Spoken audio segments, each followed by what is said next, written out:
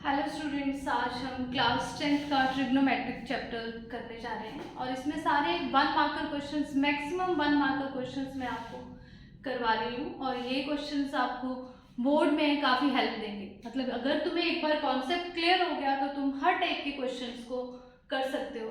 तो जैसे first question है sec theta minus tan theta is equal to 2, find the value of sec theta plus tan theta is equal to 2। ये questions तुम्हें maximum pre boards में तुम्हें दिखेगा। तो ऐसे क्वेश्चंस में जिसमें sec theta minus tan theta दिया होता है और तुम्हें प्रूव करना होता है या फाइंड करना होता है sec theta plus tan theta की वैल्यू। तो ऐसे क्वेश्चंस को, ये क्वेश्चन sec और tan में आएगा या फिर cosec और cot में ज्यादा क्वेश्चन आता है। तो हमें एज्यूम करना है कि हमें a माइनस बी दिया गया है और हमें a plus B find out करना है, या फिर इसका उल्टा भी हो सकता है कि हमें a प्लस बी दिया है और a minus B find out करना है। तो तुम्हें कॉन्सेप्ट को समझना है कि करना क्या है और कब कौन सी चीज यूज करनी है। तो इस वाली क्वेश्चन में तुम्हें sec theta minus tan theta is equal to 2 दिया है और sec theta plus tan theta की वैल्यू फाइंड करने को आएगी। तो ऐसे क्वेश्चंस में सबसे पहले हमने sec और tan की आइडेंटिटी लिखनी है। sec square theta minus tan square theta is equal to 1। अब सबको पता है कि a square minus b square क्या होता है, a plus B, a minus b. तो then sec theta minus tan theta और sec theta plus tan theta is equal to 1। अब देखिए तुम्हें sec theta minus tan theta की वैल्यू दी है 2, तो यहाँ पे हम इसकी वैल्यू 2 पुट कर देंगे और sec theta plus tan theta को एज इट इज रखेंगे। तो यहाँ से हमारे पास sec theta plus tan theta की वैल्यू आ जाएगी 1/2। अब ये क्वेश्चन sec और tan में आ सकता है और जैसे मैंने बताया कि ये क्वेश्चन तुम्हारा cosec और cot में भी आ सकता है। मतलब तुम्हें ऐसा भी कर सकते हैं, ये क्वेश्चन तुम लोगों के लिए होमवर्क है। इसमें क्या हो सकता है, जैसे if cosec theta plus cot theta is equal to, तुम्हें दिया है जैसे 1/a, क्लियर। और फाइंड, क्या फाइंड करना है तुम्हें इसमें, cosec theta minus cot theta. Same question है, मतलब तुम्हें करना क्या है इसमें तुम्हें same cosec theta plus cot theta दिया है और cosec theta minus cot theta की वैल्यू फाइंड आउट करनी है। तो मैंने कहा ऐसे क्वेश्चंस में हमेशा आइडेंटिटी लगती है, स्टार्ट ही हम आइडेंटिटी से करेंगे। इसमें हम लगा देंगे cosec square theta minus cot square theta की आइडेंटिटी इज इक्वल टू 1 और वहां पे फिर a plus B, a minus B का फॉर्मूला लगेगा।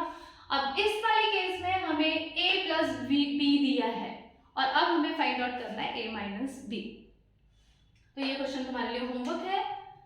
तो ये दो क्वेश्चंस 1 मार्कर हो गए हैं, बट जरूरी नहीं है कि तुम्हें sec theta minus tan theta दिया हो, ऐसा भी हो सकता है कि sec theta plus tan theta तुम्हें दिया हो। अब नेक्स्ट 1 मार्कर क्वेश्चन करते हैं हम। इसमें किसी को डाउट तो नहीं है क्लास में? जल्दी से इसका स्क्रीनशॉट ले सकते हो तुम, किसी को ऑनलाइन वाले स्टूडेंट्स और जो क्लास में है वो इस क्वेश्चन को नोट डाउन कर सकते हैं। अब नेक्स्ट 1 मार्कर क्वेश्चन हमारे पास है,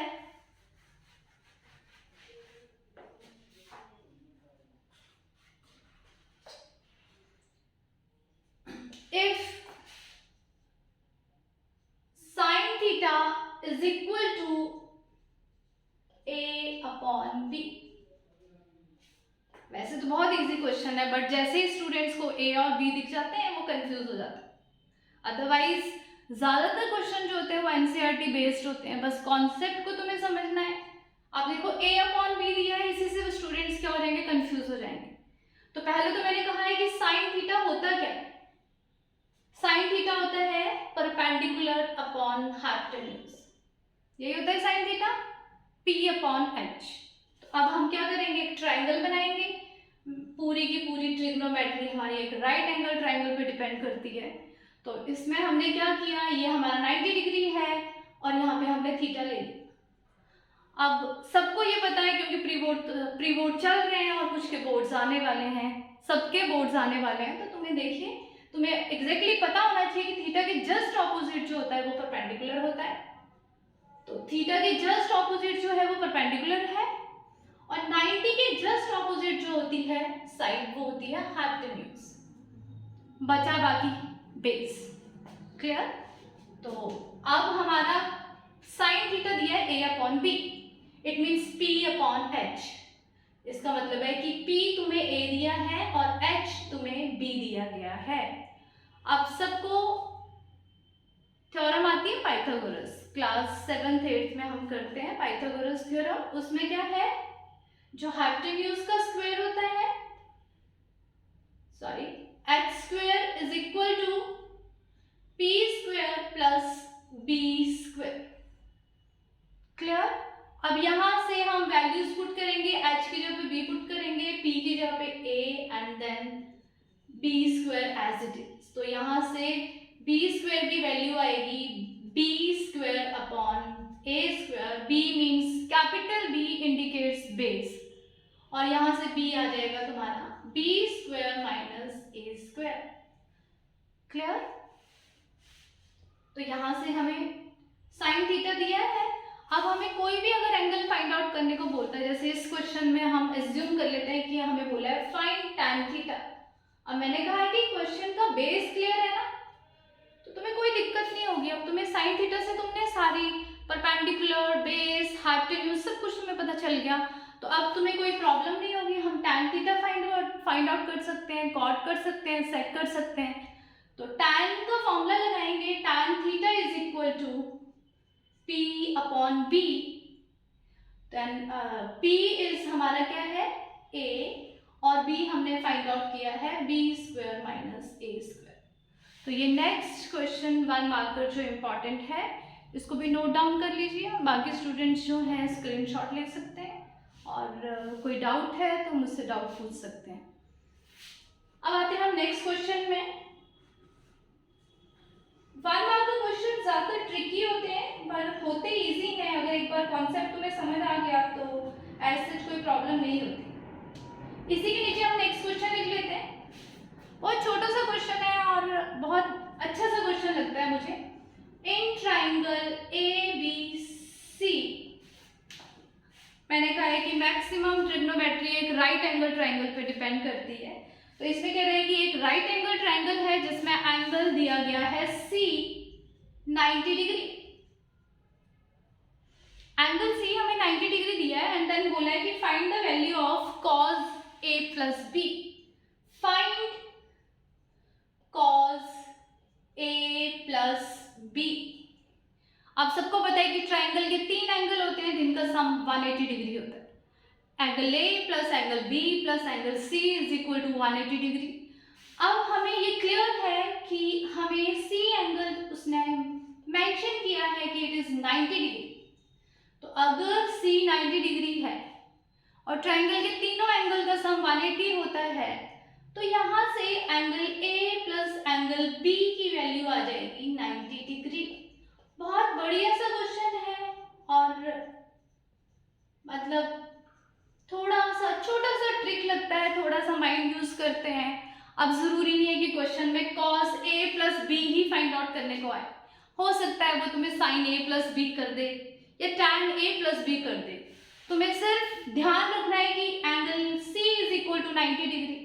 तो तुमने कुछ नहीं करना है, जो A plus B plus C is equal to 180 degree दिया है वहां पे एंगल C 90 डिग्री पुट करके A और प्लस B की वैल्यू हमारे पास आ जाएगी। देन A प्लस B की जगह पे हम डाल देंगे 90 और cos 90 सबको पता है क्या होता है। सबको cos 90 की इस टाइम पे सबको वैल्यू पता होनी चाहिए क्योंकि कुछ टाइम के बाद तुम्हारे बोर्ड्स हैं तो तुम्हें cos 90 की वैल्यू बताइए क्या होती है, नॉट डिफाइन। ओके, तो इसका आंसर हो जाएगा नॉट डिफाइन। तो इस क्वेश्चन को नोट डाउन करिए, कोई डाउट है तो पूछिए और फिर हम नेक्स्ट 1 मार्कर क्वेश्चन में आते हैं। जिनको लगता है वो स्क्रीनशॉट ले सकता है, किसी को भी कोई प्रॉब्लम है तो वो पूछ सकता है और हम नेक्स्ट क्वेश्चन में आते हैं, क्वेश्चन नंबर 3, मतलब next question.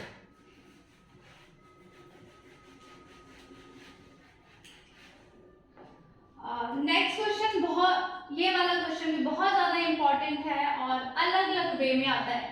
If sine A plus sine square A is equal to 1, हर एक क्वेश्चन अपने आप में अलग से स्पेशल है, उसकी स्पेशलिटी को तुम्हें समझना है, तुम स्टूडेंट्स को देखना है, क्योंकि एक बार तुम्हें कॉन्सेप्ट क्लियर हो जाएगा तो उसके पास एज सच कोई डाउट नहीं आएगा। अगर कॉन्सेप्ट ट्रिग्नोमेट्री बहुत इजी हो जाती है अगर तुम उसको बहुत ध्यान से समझो, और क्रैमिंग नहीं करनी है, प्रॉपरली उसको समझना है कि कैसे क्वेश्चन को किया जा रहा है और किस तरह से उसको लेके हमें चलना है, मोटिव क्या है क्वेश्चन का और किस तरह से स्टेप वाइज हमें उसको करना है। जैसे जो if sine A plus sine square A is equal to 1, then कह रहा है कि फाइंड, हमें वैल्यू फाइंड आउट करनी है cos square A plus cos की पावर 4a, इसकी वैल्यू फाइंड आउट करनी है तुम्हें। तो क्या करेंगे इसमें, हम थोड़ा माइंड लगाएंगे। जब भी स्क्वायर दिख जाता है तो हमें स्क्वायर्स की आइडेंटिटीज माइंड में आनी चाहिए। हमें जो गिवन है उससे हमें प्रूव करना है cos square A plus cos की पावर 4a की वैल्यू। अब गिवन क्या है, हमें sine A plus sine square A is equal to 1। तो यहां से हम क्या करेंगे, साइन ए की वैल्यू फाइंड आउट करेंगे 1 माइनस साइन स्क्वायर ए। और सबको ध्यान है साइन स्क्वायर ए की हमारे पास एक आइडेंटिटी है, sine square A plus cos square A is equal to 1, तो वहां से 1 माइनस साइन स्क्वायर ए की वैल्यू आ जाती है कॉस स्क्वायर ए। तो साइन ए की वैल्यू आ गई कॉस स्क्वायर ए। यस, ये जो चीज है हमें यूज करनी है, बट इस क्वेश्चन में इसको यूज करने का जो मेथड है ना बहुत बढ़िया सा है, और वो मेथड तो आपको ध्यान रखना है। देखो साइन ए की वैल्यू कॉस स्क्वायर ए आ गई, अब हमें करना क्या है, फाइंड कह रहा है cos square A plus cos की पावर 4a, ये कह रहा है फाइंड आउट करने को हमें। तो हम क्या करेंगे, ये जो कॉस स्क्वायर ए है ना, हमें पता है कि कॉस स्क्वायर ए जो है वो साइन ए के इक्वल, पर जो पहले वाला कॉस स्क्वायर ए है ना उसको बिल्कुल डिस्टर्ब नहीं करना है, उसको एज इट इज रख देना है। और जो आगे वाला कॉस की पावर 4a है उसको हम लिखेंगे कॉस स्क्वायर ए का स्क्वायर। बस इस क्वेश्चन का जो मेन पॉइंट है वो यही है कि तुम्हें cos 4a को का मतलब cos की पावर 4a को कैसे सॉल्व करना है। तो cos स्क्वायर का स्क्वायर लिख दिया। अब हमें पता है कि cos स्क्वायर a की वैल्यू sin a है, बट हम सिर्फ वैल्यू यही पुट करेंगे, यहां नहीं पुट करेंगे। तो हम क्या करेंगे, cos स्क्वायर a प्लस ये जो cos स्क्वायर a है ना यहाँ पे डाल देंगे sin a। तो यहाँ पे हमने डाल दिया sin a। सिर्फ सेकेंड वाली टर्म में जहां पे cos स्क्वायर a था वहां पे हमने डाल दिया sin a, और बाहर स्क्वायर एज इट इज रहा। सिर्फ जो मेन पॉइंट है वो यहीं पे ही है कि ये वाला जो क्वेश्चन है cos की पावर 4a, इसमें हमने सिर्फ यहीं पे cos स्क्वायर a में ही क्या किया, वैल्यू डाली sin a की। अब देखिए बहुत इजी हो गया, हमारे पास आ गया cos square a plus sin square a is equal to 1 होती है, इसकी वैल्यू सबको पता है। तो ये क्वेश्चन एक तो ऐसे आता है, बहुत सिंपल सा है, sin a plus sine square a is equal to 1 दिया है और cos square a plus cos की पावर 4a की वैल्यू हमें फाइंड आउट करनी है, और उसकी वैल्यू भी हमारे पास 1 आ रही है। अब ऐसे ही क्वेश्चन तुम्हें होमवर्क में करना है, तो क्वेश्चन लिखेंगे आप, इफ सेम क्वेश्चन आता है जहां पे साइन है वहां कॉस हो जाएगा और जहां पे कॉस है वहां पे साइन हो जाएगा। तो क्वेश्चन कैसे बनेगा, सबके माइंड में आ गया होगा इस क्वेश्चन को कैसे चेंज करना है और किस वे में आ सकता है ये। तो क्वेश्चन बन जाएगा, if cos a plus cos square a is equal to 1, find sin square plus sine की पावर 4a। अब इस क्वेश्चन में भी क्या होगा, सेम होगा। हम ये जो साइन स्क्वायर a है इसको छोड़ देंगे ऐसे ही, और जो साइन की पावर 4a है उसी में ही फॉर्मूला लगेगा। क्लियर?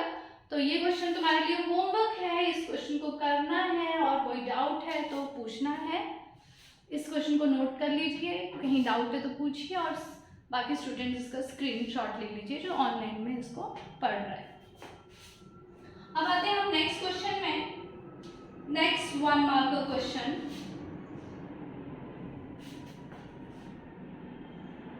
ओके, अब नेक्स्ट क्वेश्चन है हमारा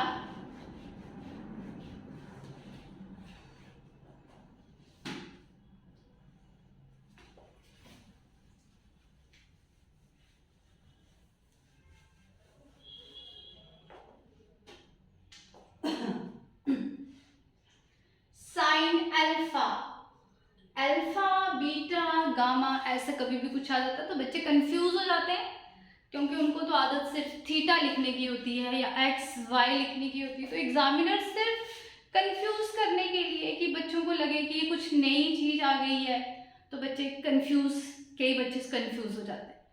तो यहाँ पे कोई साइन के साथ जो होगा वो ज्यादातर एंगल ही होगा। यहाँ पे साइन अल्फा लिखा है, तुम्हें लिखा है 1/2 एंड कॉस बीटा दिया गया है हाफ। क्वेश्चन तो इजी है बट कई बार माइंड में स्ट्राइक नहीं होता है। वैसे मैं एक्सपेक्ट करूंगी कि सब स्टूडेंट्स को ये क्वेश्चन आता। Sine alpha is equal to 1/2, cos alpha is equal to 1/2 and find alpha plus beta. बहुत इजी क्वेश्चन है, यहाँ पे हाफ है और sine alpha is equal to half दिया गया है। तो हमें देखना है कि जो साइन है वो हाफ कब होता है। हमें बहुत क्लियर होना चाहिए कि साइन की वैल्यू 1/2 कब होती है। तो साइन 30 में साइन 30 जो है वो 1/2 होता है। तो 1/2 को हटा के हम लिख देंगे साइन 30। सिर्फ एक चीज का ध्यान रखना है, अगर लेफ्ट साइड में साइन है तो राइट साइड में भी हम साइन की वैल्यू ही देखेंगे कि साइन 1/2 कब होता है। अब हमें क्लियर हो गया कि साइन 1/2 होता है 30। अब sine alpha is equal to sine 30, अब कंपेयर करने से अल्फा की वैल्यू आ जाएगी 30। वैसे दूसरी साइड पे चलेंगे, cos beta is equal to half. अब हमें कॉस बीटा लेफ्ट साइड में दिया है तो हमें देखना है कि कॉस हाफ कब होता है। तो कॉस हाफ होता है 60 पे। जो कॉस 60 है उसकी वैल्यू हाफ होती है, और ऑन इसके बाद cos beta is equal to cos 60, यहां से कंपेयर करने से बीटा की वैल्यू आ गई 60। क्लियर? अल्फा आ गया 30, बीटा आ गया 60। 9 हमें फाइंड करना है अल्फा प्लस बीटा। बहुत इजी सा क्वेश्चन था ये, 30 प्लस 60, ये भी तुम्हारा 1 मार्क में क्वेश्चन आता है। नोट डाउन करिए इसको।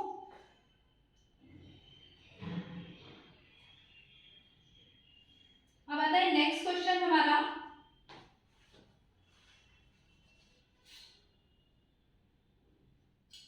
ये भी बहुत बढ़िया क्वेश्चन है। Sine theta minus cos theta if sine theta minus cos theta is equal to 0। ये सारे क्वेश्चंस तुम्हें प्रैक्टिस से आएंगे। मैथ्स जितनी ज़्यादा प्रैक्टिस करोगे उतना ज़्यादा तुम्हारा माइंड डेवलप होगा, उतने ज़्यादा कॉन्सेप्ट्स क्लियर होंगे और मेंटल लेवल हाई होगा। तो इसके लिए आपको मैथ्स को डेली प्रैक्टिस करना है और जो क्वेश्चंस हैं उनके डीप नॉलेज लेना है, ऐसे क्रैम नहीं करना है क्वेश्चंस को। तो sine theta minus cos theta is equal to 0। Find the value of sine की पावर 4 थीटा प्लस कॉस की पावर 4 थीटा। बहुत इजी है बट बच्चों को एकदम से माइंड में स्ट्राइक नहीं करता है। Sine theta minus cos theta is equal to 0, it means sine theta is equal to cos theta. Sine theta minus cos theta is equal to 0, minus cos theta right side जाएगा, तो sine theta is equal to cos theta. और तुम्हें ध्यान रखना है कि sine theta और cos theta equal कहाँ होते हैं। सबको क्लियर होना चाहिए कि साइन और कॉस की वैल्यू इक्वल कहाँ पे होती है। तो साइन और कॉस इक्वल होते हैं 45 पे, तो थीटा आ गया हमारा 45। बस यही छोटी सी ट्रिक जो है उसको आपको ध्यान में रखना है।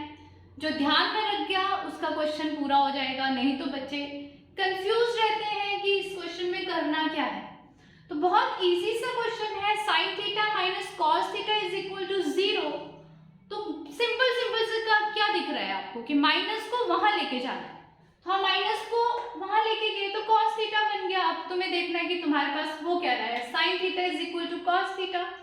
अब साइन और कॉस की वैल्यू कभी 0 होती है? यस। सॉरी, साइन और कॉस की वैल्यू कभी इक्वल होती है? Yes. Theta is equal to 45 पे दोनों की वैल्यू इक्वल होती है। तो this is theta is equal to 45। अब कुछ नहीं करना है, हमें फाइंड जो करना है उसमें थीटा की वैल्यू को पुट कर देंगे। फाइंड साइन की पावर 4 थीटा प्लस कॉस की पावर 4 थीटा। क्लियर? तो हम क्या करेंगे, थीटा की जगह पे 45 डाल देंगे। साइन 45 की पावर 4 प्लस कॉस 45 की पावर 4 और साइन 45 1/√2। तो 1/√2 की पावर में 4 प्लस 1/√2 की पावर में 4 और इसको सिंप्लीफाई करेंगे तो 1/√2 को 4 टाइम्स मल्टीप्लाई करेंगे तो कितना आएगा, 1/4 प्लस 1/4 और आंसर आ जाएगा 2/4। It means 1/2। क्लियर? ऐसे ही क्वेश्चन थोड़ा डिफरेंट आ जाता है तो एक क्वेश्चन आपको होमवर्क दिया जाता है, सेम क्वेश्चन है, इसमें लिख देगा if sine theta is equal to cos theta. थोड़ा इजी बना देगा क्वेश्चन को। अब कहेगा कि if sine theta is equal to cos theta, मतलब तुम्हारा ये कौन थोड़ा सा चेंज कर दिया, माइनस ना लगा के उसको राइट साइड लिख दिया, थोड़ा सा सिंपल कर दिया क्वेश्चन को। एंड देन फाइंड करने को बोल देगा वो, फाइंड जैसे tan की पावर या tan theta, find tan theta plus cot theta. तो दिस इज होमवर्क, ये तुम्हारे लिए होमवर्क है। इसमें सेम चीज लगेगी, थीटा फाइंड आउट कर लेंगे और उसकी वैल्यू हम इसमें डाल देंगे।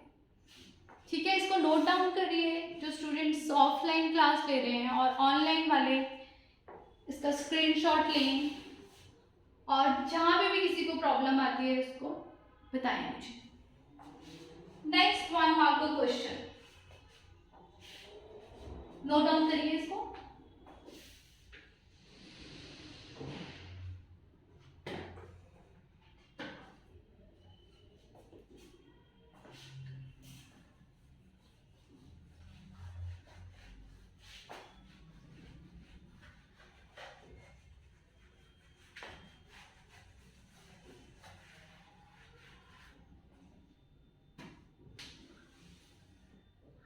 Next 1 mark का question,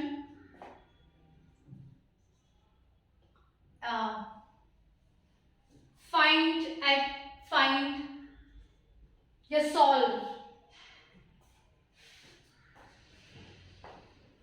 लिख लेते हैं इसमें। solve cos, कई बच्चों को इसमें भी कंफ्यूजन हो जाती है। cos 1 के ऊपर ना छोटा सा ऐसे सिंबल लगा देते हैं डिग्री, उसकी यूनिट लगा देते हैं, तो बच्चे इसमें भी कंफ्यूज हो जाते हैं। अगर x के ऊपर डिग्री लगा देगा, मतलब इस छोटी सी जो 0 है इट मींस डिग्री, एंगल के साथ में डिग्री लगा दी तो उससे कंफ्यूज नहीं होना है। cos 1 degree, cos 2 degree, cos 3 degree, so on करके cos 180 डिग्री। इसकी वैल्यू फाइंड आउट करने को कह देते हैं कई बार। तो हमें क्या करना है ऐसे क्वेश्चंस में, हमें पता है कि बीच में 90 डिग्री भी आएगा, तो हम इसको लिखेंगे cos 1, थोड़ा सा स्मार्ट वर्क करना है, और ये स्मार्ट वर्क जितने ज्यादा क्वेश्चंस प्रैक्टिस करोगे तब आएगा। एक क्वेश्चन 2 क्वेश्चन करने से नहीं आता ऐसा स्मार्ट वर्क। स्मार्ट वर्क करने के लिए मैथ्स में बहुत ज़्यादा प्रैक्टिस करनी पड़ती है, तब माइंड बहुत ज़्यादा डेवलप होता है और डिफरेंट टाइप के क्वेश्चंस हम कर सकते हैं। अगर मैथ्स को टाइम दोगे तो मैथ्स तुम्हारा एक बहुत अच्छा फ्रेंड बन जाता है और क्वेश्चन सॉल्व करने में आप लोगों को ज़्यादा प्रॉब्लम नहीं होती है। तो इस क्वेश्चन में देखो cos 1 से लेके 180 था, बट हमें ना cos 1 की वैल्यू पता है, ना 2 की, ना 3 की, ना 4 की। तो बच्चे कह देते हैं ma'am out of syllabus question आया था, ना 1 की वैल्यू आती थी, ना 2 की आती थी, ना 91, इसके बीच में बहुत सारी वैल्यूज हैं, 180 की भी नहीं आती थी, तो ये क्यों क्वेश्चन दे दिया। पर तुम्हें ये ध्यान रखना है कि बीच में cos 90 भी आता है, और सारी टर्म्स मल्टीप्लिकेशन में अगर बीच में कोई भी एक वैल्यू 0 हो जाएगी तो सारा 0 हो जाएगा। कोई वैल्यू आए चाहे नहीं आए उसका कोई मैटर नहीं करेगा, तुम्हें सिर्फ ध्यान रखना है कि बीच में cos 90 आएगा। 1 से लेके 180 के बीच में सारे एंगल्स लिखने को बोल रहा है, तो बीच में cos 90 भी तो आएगा, और cos 90 0 होता है। वैल्यू ऑफ cos 90 इज 0, और 0 से हम किसी भी नंबर को मल्टीप्लाई करेंगे, क्योंकि सारे के सारे जो ये एंगल्स हैं, फंक्शंस हैं, ये सारे के सारे मल्टीप्लिकेशन में, cos 1, cos 2, cos 3, और बीच में अगर एक वैल्यू 0 आ गई इट मीन्स होल आंसर जो हो जाएगा वो 0 हो जाएगा। बहुत ही बढ़िया क्वेश्चन है, इसको थोड़ा सा अपने माइंड में रखिए। अब नेक्स्ट क्वेश्चन आता है हमारा, नेक्स्ट 1 मार्क का question.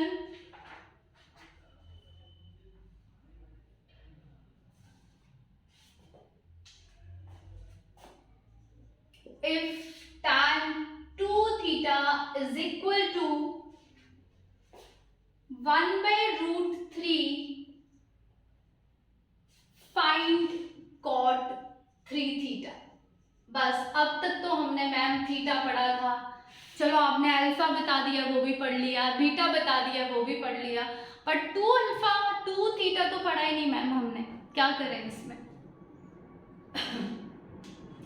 tan 2 theta is equal to 1/√3। तो अब ये जो 2 थीटा है इससे डरना नहीं है कि 2 थीटा आगे तो बस डर जाओ। मैथ्स में कुछ टर्म्स दे देते हैं उससे बच्चे कंफ्यूज हो जाते हैं, उनको लगता है नहीं बस अब तो क्या होगा। तो 2 थीटा को कोई दिक्कत नहीं है, कॉन्सेप्ट वही लगेगा। मैंने कहा है कि अगर लेफ्ट में tan है तो राइट में भी tan की वैल्यू देखनी है हमें, वही सेम कॉन्सेप्ट लगेगा। अगर लेफ्ट में tan 2 थीटा है, tan x है, tan y है, अल्फा बीटा कुछ भी लिख दे, बट टैंजेंट tan एंगल है, टैंजेंट एंगल है हमारे लेफ्ट में, तो हम tan 2 थीटा, अब हमें देखना है कि अगर लेफ्ट में tan है तो हमें देखना है कि tan की वैल्यू 1/√3 कब होती है। बस हमारे माइंड में यही होना चाहिए कि tan 1/√3 होता कब। तो tan 30, सबको ध्यान होना चाहिए कि जो tan 30 है वो 1/√3 होता है। tan 30 की वैल्यू 1/√3 होती है, तो tan 30 लिख देंगे। अब तुम्हें कंपेयर करना है, कंपेयर करने के बाद दोनों साइड से tan हट जाएगा, जो एंगल्स है वो लिख देने। अब लेफ्ट साइड में हमारा एंगल 2 थीटा है और राइट साइड में कितना है 30 है, तो यहां से थीटा आ गया 15 डिग्री। अब 15 देख के भी बच्चे डर जाते हैं कि 15 तो कभी पढ़ा ही नहीं हमने।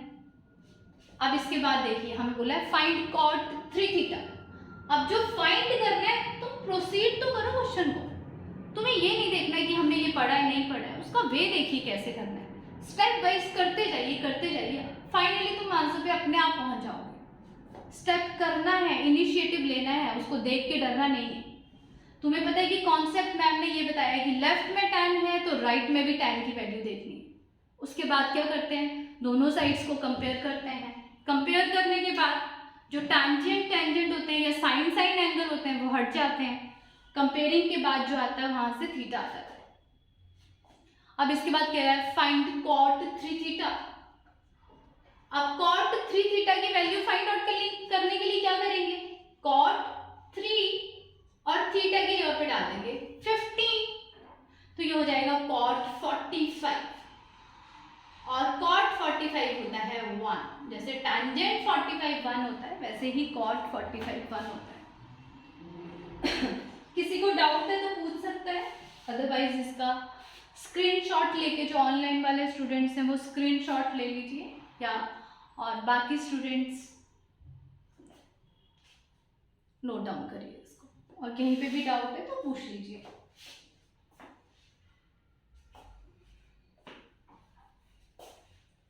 नेक्स्ट 1 मार्क का क्वेश्चन।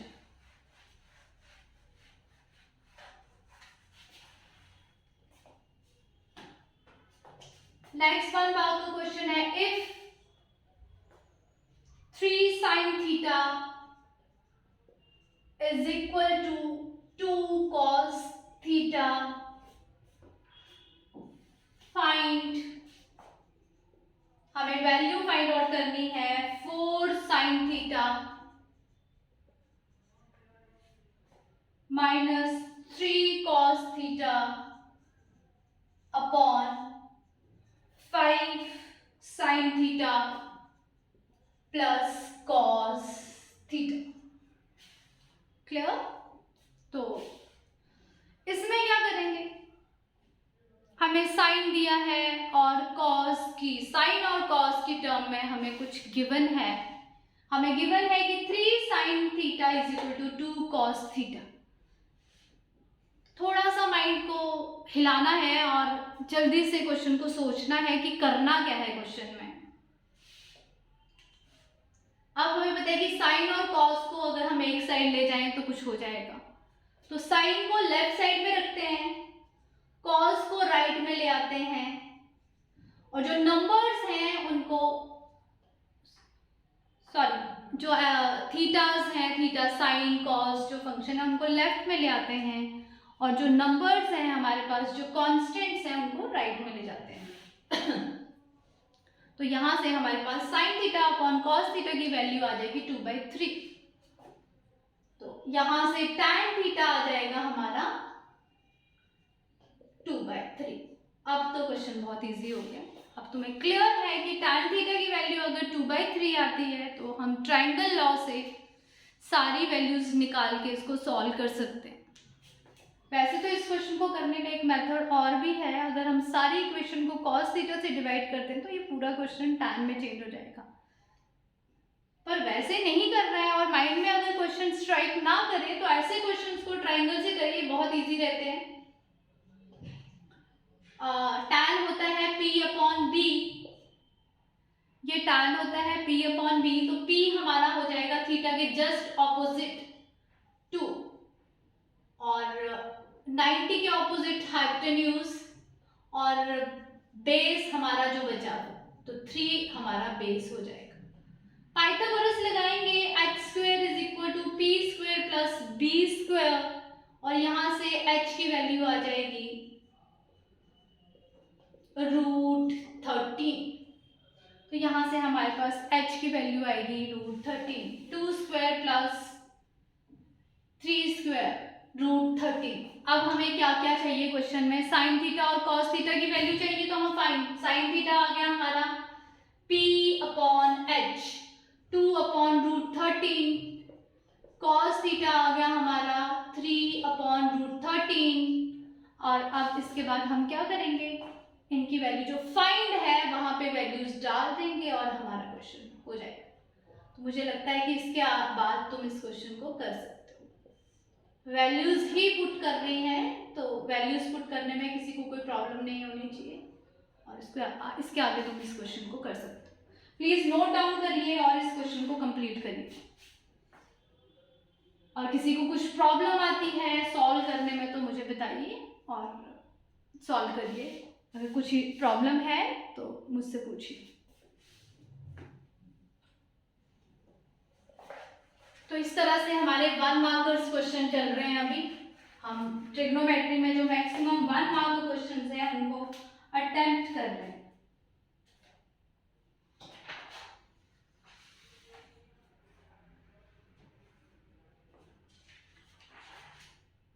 अब नेक्स्ट क्वेश्चन आता है हमारा,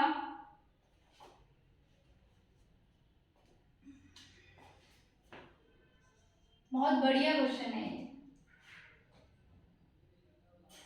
बहुत ही अच्छा क्वेश्चन। और एक ट्राइंगल दी है और ट्राइंगल के अंदर दो एंगल्स दिए गए हैं और एंगल ये दिया है इसमें, और जो ये ऊपर एंगल है ये x है और ये पूरा एंगल y है और इसको नाम दिया गया है ABC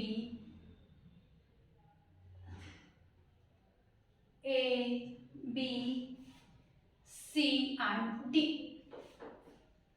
और डायग्राम में गिवन है कि D is mid point of BC, ये गिवन है हमें, D is the mid point of BC। और find cot y upon cot, degree लगा दी है, cot x। एक तो डायग्राम दे दी, और एंगल भी इसके ऊपर दे दी, एक और कंफ्यूज करने के लिए स्टूडेंट्स को, और उसके बाद डिग्री भी लगा दी ऊपर। तो बच्चों को तो कंफ्यूजन देख के ही कई स्टूडेंट्स डर जाते हैं, भाई क्या होगा इस क्वेश्चन में, हम नहीं कर पाएंगे, मतलब वो स्टेप करना ही नहीं चाहेंगे, पर करना है।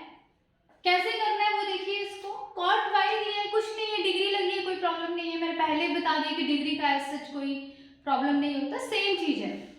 उसके बाद हमें क्या देखना है, cot y cot x, और जो मेन चीज इसमें दी गई है D is the mid point of BC। सारा क्वेश्चन इसी पे बेस है, D is the mid point of BC। अब हम क्या करेंगे, पहले तो cot y की वैल्यू निकालेंगे। cot y, सिर्फ हमारा ध्यान होना चाहिए जब मुझे cot y फाइंड आउट करना है, एंगल y, हमें देखना है कि जो एंगल y है वो कौन सी ट्रायंगल में आ रहा है, पूरा का पूरा एंगल y। मैंने डार्क कर दिया उसको। हमें देखना है कि वो y एंगल आ कहाँ रहा है, तो हम देखेंगे ट्रायंगल ACB। जो ट्रायंगल ACB है, बीच की सब चीजों को भूल जाओ, सिर्फ y एंगल को देखिए डायग्राम में। जो y एंगल है वो बन कहाँ रहा है, वो y एंगल बन रहा है हमारा यहाँ पे, दिस। कौन सी ट्रायंगल है, ACB। अब हम क्या करेंगे, इस ट्रायंगल में ACB है, हम ACB ट्रायंगल को ले लेंगे, और इस ट्रायंगल में जब हम इसको लेंगे तो हमें पता है कि ये एंगल है। अब हमारा परपेंडिकुलर चेंज हो जाएगा BC, जो BC है वो मेरा परपेंडिकुलर बन जाएगा इस क्वेश्चन के लिए। हाइपोटेन्यूज कभी चेंज नहीं होता है, वो फिक्स रहता है, 90 डिग्री के जस्ट ऑपोजिट वाली साइड हाइपोटेन्यूज रहती है। चेंज जो होते हैं वो P और B होते हैं, वो डिपेंड करता है कि कौन सा एंगल हमें फाइंड आउट करना है। जैसे इसमें हमें y एंगल फाइंड आउट करना है, तो y के जस्ट ऑपोजिट BC साइड दी गई है हमें, और ये B, ये हमारा परपेंडिकुलर हो गया, जो बाकी बचा वो हमारा बेस। ओके, अब हम निकालेंगे cot y की वैल्यू। अब cot y होता क्या, B अपॉन P, और B हमारा BC है और P हमारा AC है। यस, इतना छोड़ देंगे हम इसको, हमारी cot y की वैल्यू आ गई। अब हमें देखना है cot x। अब मैं हाईलाइट करूंगी cot x को, सिर्फ x एंगल की साइड ध्यान देना है, P को हम भूल जाएंगे, P वाले को हम परपेंडिकुलर, अब नीचे वाला परपेंडिकुलर मैंने रब कर दिया। अब क्योंकि मुझे cot x की वैल्यू निकालनी है, तो अब हम देखेंगे cot x आ कहाँ रहा है, कौन सी ट्रायंगल है जिसमें cot x आ रहा है, तो ट्रायंगल ACD, सबको दिख रही होगी ट्रायंगल ACD। अब इस ट्रायंगल में हमें क्या करना है, ये x है, x के जस्ट ऑपोजिट जो होगा वो परपेंडिकुलर होगा, तो CD मेरा परपेंडिकुलर होगा। x एंगल मेरा ट्रायंगल ACD में आ रहा है, और उसी ट्रायंगल की साइड ध्यान होना चाहिए सबका, बाकी सब चीजों को भूल जाइए। और उस x के जस्ट ऑपोजिट CD है, वो मेरा परपेंडिकुलर हो गया, तो cot x की वैल्यू आ जाएगी B अपॉन P, और अब मेरा B है